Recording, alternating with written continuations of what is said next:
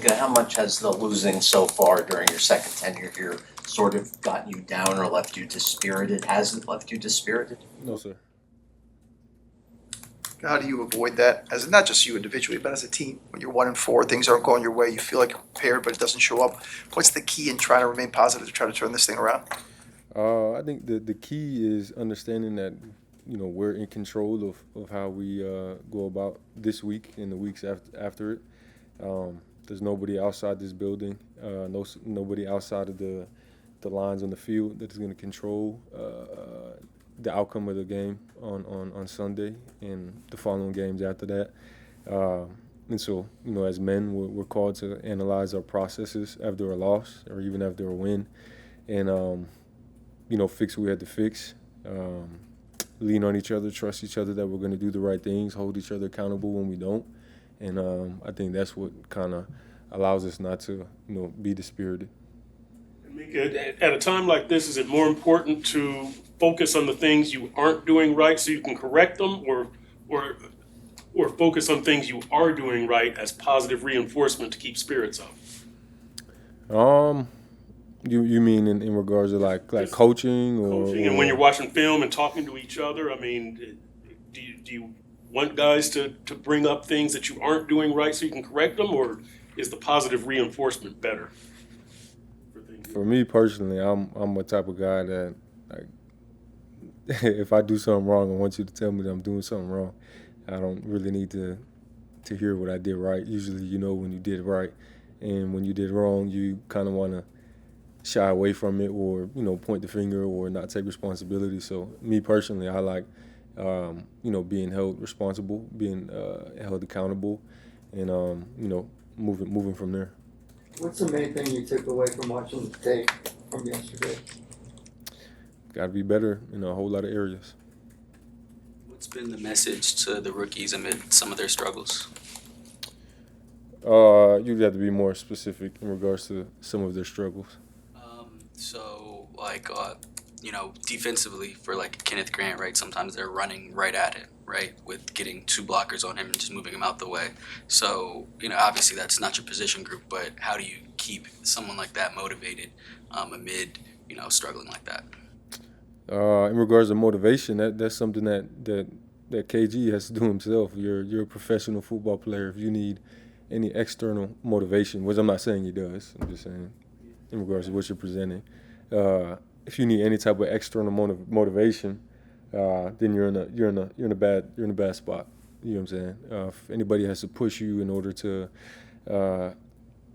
reveal to you that you need to be better, when it's clear that you aren't doing well, then you're in a bad spot.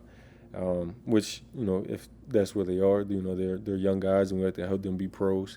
But at the end of the day, I see KG work. I see all these other rookies work, and I know that they're trying to sharpen their tools and get better. There's a period for grace, but then there's also a period for sharpening. You know what I'm saying? And even though they're young, they're out there on the field and they had to do their job. And I know as leaders, we're gonna push them to do their job, and as young guys, they're gonna turn the corner. Is there a specific point in the season where that grace kind of goes out the window? Not really. It's like I said, there's a time for grace and there's a time for to get on them. There's things that game one where it's like better than to do that. You know what I'm saying? And then there's also things where it's like, okay, they're running a designed run that you don't see in college, and they know that there's a rookie there. Like, I'm not gonna beat them over the head about it, but it's like, you've seen it once, you're gonna see it again. Let's learn from it. You know what I'm saying? So. You're definitely not abusing grace, and you're definitely not bashing them over the head. I think that's kind of the balance you have to find in regards to leadership. Mike said earlier that at some point words just get kind of lost and don't mean as much, especially when you're struggling, that it's actions. How do you avoid finger pointing or anything like that when the message isn't getting through and translating on game day? Like, what is the process of when you keep talking about it but it's not actually working come Sundays? For me, it's our process. That's what's going to allow us to win games. So you can have the most eloquent presentation or one that is not good at all. but how we approach our process and engage the lessons that we learned from the previous week. That is what is going to allow us to win this upcoming Sunday. So words don't really mean much to me because words aren't going to win us any type of football game. It's about our process. How do you balance going for a strip or going for a turnover versus sound tackling? It looked like on tape there is guys very clearly going for a strip when maybe, they should have just wrapped the guy up. You just got to know when to make the decision to punch at the ball and when to make a secure tackle. I think, we definitely had a couple guys that made the wrong decision, but, gotta learn from it. Minkah, going back to the process, just you have experience in a lot of other places than here. Is there anything that you think could be added during the week that will help everybody on Sunday? That's a good question, but I think it's an answer that is answered behind closed doors. There are a handful of players on the team who really have accomplished a lot in their career so far. Obviously, you, Bradley, top of the list, Judon, Sealer, Jordan Brooks. Would any of you go to Anthony to suggest things, or do you feel like it's not your place and that he's trying everything he can? He doesn't need any input from us. No, I think Weaver is the type of guy where he doesn't care where good information comes from.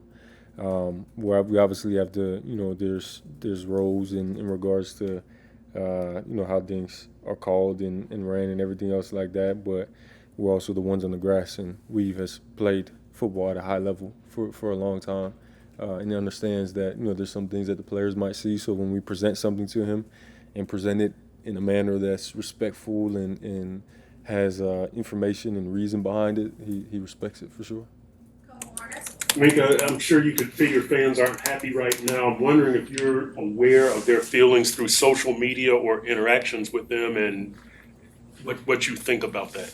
No, I'm not really aware. I don't pay attention to none of that. Learned that lesson a long time ago. My first tenure here. As you look at the Chargers, what issues do they present? They have talent all the way across the board, from outside all the way into the backfield. They're a physical team. They like to run the ball, but they also have a quarterback and receivers who can hurt you. So it's a game that you have to go into and come into the game with a really well-rounded game plan.